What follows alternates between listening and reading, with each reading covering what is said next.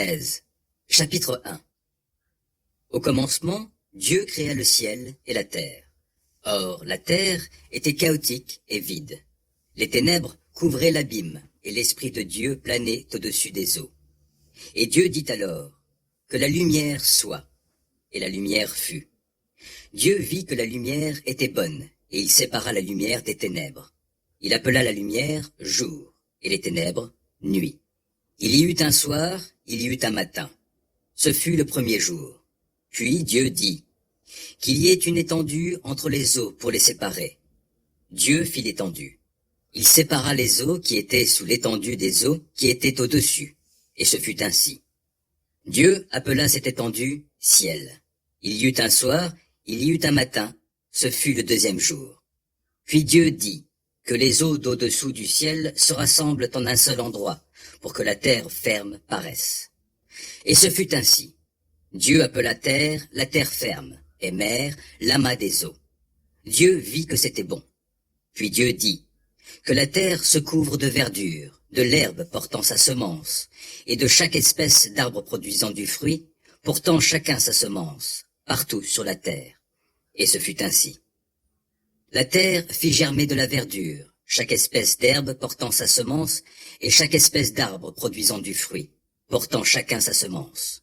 Dieu vit que c'était bon. Il y eut un soir, il y eut un matin, ce fut le troisième jour.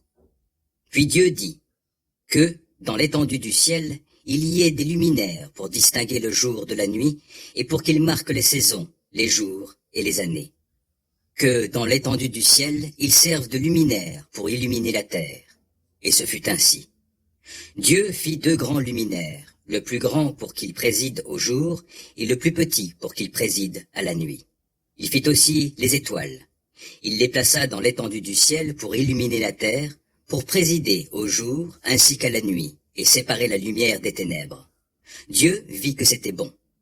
Il y eut un soir, il y eut un matin. Ce fut le quatrième jour. Puis Dieu dit, que les eaux foisonnent d'une multitude d'êtres vivants, et que des oiseaux volent au-dessus de la terre dans l'étendue du ciel. Alors Dieu créa chaque espèce de grands animaux marins, et chaque espèce d'êtres vivants, qui se meuvent et foisonnent dans les eaux, et chaque espèce d'oiseaux ailés. Dieu vit que c'était bon. Et il les bénit en ces termes.